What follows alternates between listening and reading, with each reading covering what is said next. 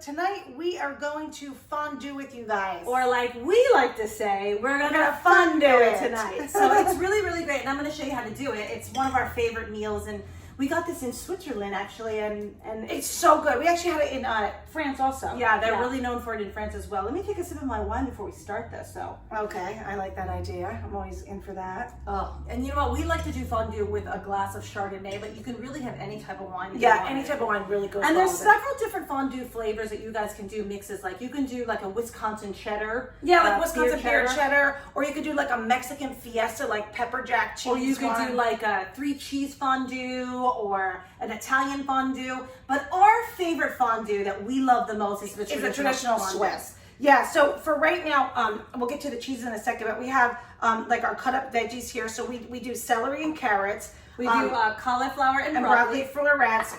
We always have an apple. We love that taste with an apple. And we love the Granny Smith apple. That's my personal favorite. Because it has that like tart. It's nice and tart, and it goes really well with that Swiss cheese flavor. It's amazing. And then you definitely have to have the bread. Yeah. So our favorite is, I like French baguette. Yeah, a French baguette. You just get it and cut it up, or even day-old bread works really well. Yeah. Or anything you have in the house that's bread, you can just tear up pieces. Yeah. You're gonna dip into that cheese. And like Amy said, it can even be like day-old bread. It's like the perfect thing for fondue. It's so delicious.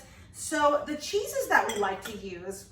We like 2 in the Swiss family. Right, and I already grated one of them. Would you want to grate the cheese because it's easier to melt? Yes. So I grated the first one, and I'll show you my grater in the second one as we go along. The first one is it starts with an E, and I never can say it right. It's called Emmental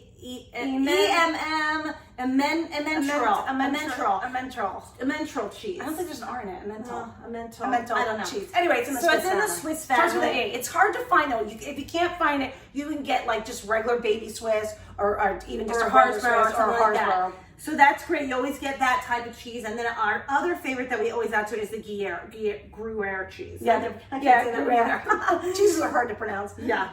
A lot of things are hard for us to pronounce. But anyway, so this is really great. And you really want to get like 10 ounces of each. Yeah. But you can cheat it down to 8 ounces if you can only find 8 ounces. A lot of times the cheese will come in an 8-ounce packet. So you can use 8 ounces and you'll be fine with that. So then you want to take your cheese and you want to grate it because, like I said, it's easier to melt when you grate it. And I like this type of grating. Yeah, just like the simple, old-fashioned. Just sit there and grate it. Make sure you don't grate your hands or your be careful. Fingers. Don't want to grate a little knuckle. You don't want to grate a knuckle or a thumb or anything like that. And you just grate it. So I'm going to keep grating this cheese, and then we are going to come back and start doing the fondue part, and we're going to teach you everything that goes into the fondue as we're melting it. So see you soon. So here we go. Let's start melting the cheese. Absolutely. So this is how you start out to make great fondue.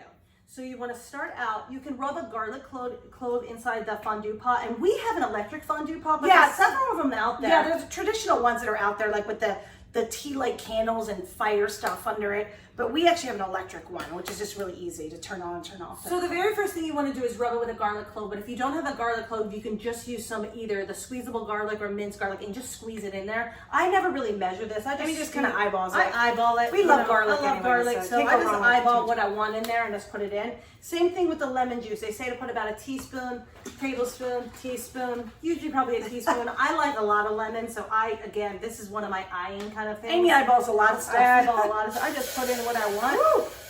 Steaming already. What's the next ingredient? And then the next ingredient we have is going to be a white wine. So I usually use a Chardonnay or a Sauvignon Blanc, and I'll be honest with you, whatever I have open is you don't drink the wine, we pour it into the fondue pot. Well, that's the wine though. Yeah, that's a Chardonnay. I was just checking. And it's 2/3 of a cup of the white wine, and you add it into the pot, and this just adds just amazing flavor. It gives it that you can't go wrong with wine. With adding wine into any recipe at all, in my opinion. So then you got these liquids in there, and we're going to start adding the cheese in little by little, and you're stirring it in like a figure 8 as you're doing it. So I would love for you to help me. You can put in the Gruyere cheese, and I'll put this little E1 in, as I like to call it, and try not to drop it as we're putting it along because we want every ounce of cheese inside that pot. Don't drop it on the counter. No. Everything in the pot. Everything in the pot. Why don't you tell me when? You can put a bulk in because I like to get it going. Yeah. Okay. I just said not to drop it, and I dropped it. You dropped it on my hand. I know. Get it in there. Okay, good. So I'm gonna start stirring this a little bit. And you can keep adding the cheese if you will. Like I said, you want to get it all in there because it's just, you don't want to. So good. You want to so eat good. all of it with all of your vegetables and your apple and your bread. It's like dinner. And I don't. This is going to be our dinner tonight. And I don't even know what my favorite is.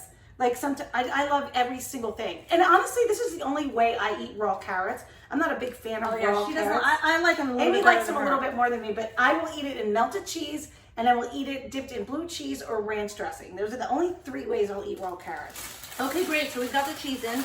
I'm going to get back to stirring it to make sure that it doesn't get all lumpy. I'm going to throw this out real fast. Yes, absolutely. That would be wonderful. So here we go. And again, it feels like it's like, oh, is that going to start melting? It will. I promise definitely you it will. She's left-handed, and I'm right-handed, And so she's I right-handed. She's I'm always acting like I know. I'm like, the handle's on the wrong side. Who agrees with me, people? It is a right-handed world out there. Anytime I can't do something, I always leave it to like, well, that's because I'm left-handed. Yeah. I mean, it's the truth. She gets away with that as much as she can. It's the truth. It's because I'm left-handed.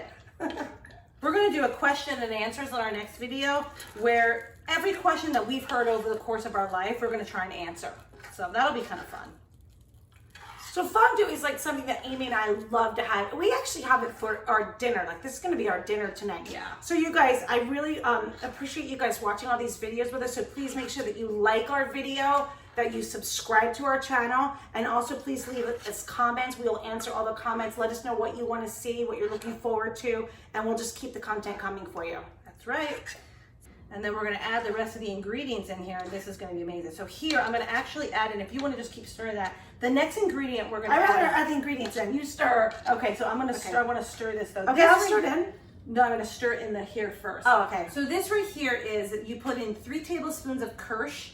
If you don't have Kirsch in the house, you can use sherry, and that's what I use tonight. And then you do a 1 tablespoon of the cornstarch. Yeah. And I already mixed that in together. So I like to give it a little stir because if it sits a little too long, the cornstarch gets a little hard. So then I mix it there. This is gonna make it just thicken up a little bit. Sherry is a fun liquid you can find in any cooking aisle.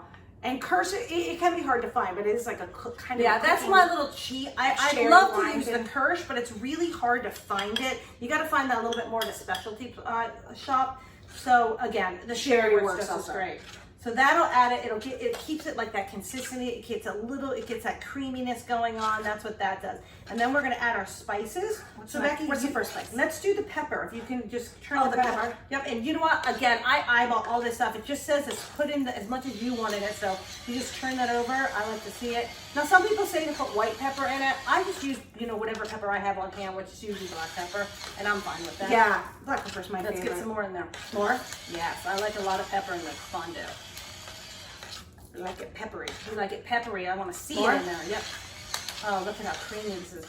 This is amazing. 1 more spoon over, and then we'll go to the next spice.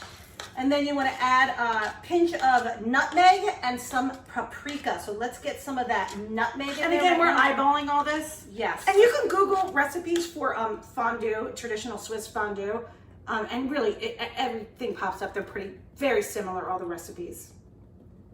I like the nutmeg. I think it adds an amazing flavor. It has that kind of like holiday flavor. Yeah, maybe let's a smidge more. Okay, a smidge more. Just a smidge more. I love it. That's perfect. Whoa. Nope, that's perfect. That's perfect. This is good. Look at look at this cheese, you guys. Look at this. Oh my gosh, it looks amazing. Look at this. And paprika, you just use regular paprika, right? Yeah, you can use any. Paprika comes like smoked paprika, sweet paprika, smoked paprika, Hungarian. There's a whole bunch of different paprikas. You can use anything you have in the house. Well, we typically use just regular paprika. Just a regular paprika, yeah, exactly. Put some of that in there. More? Just a smidge more and we're good there. And that is it. This is gonna be the fondue, guys. Final fondue. Look at this. So we can have fondue.